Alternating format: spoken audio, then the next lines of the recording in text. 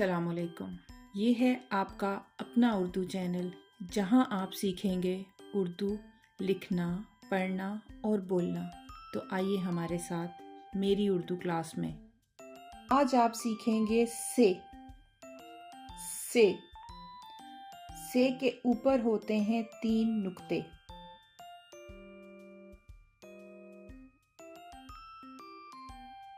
اور سے کی آدھی شکل کی آواز ہے س۔ س جیسے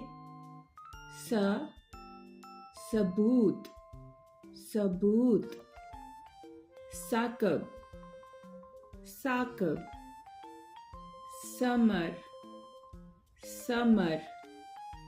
تو آج ہم نے سیکھا سے اور سے کی آدھی شکل اور اس سے بننے والے الفاظ کو۔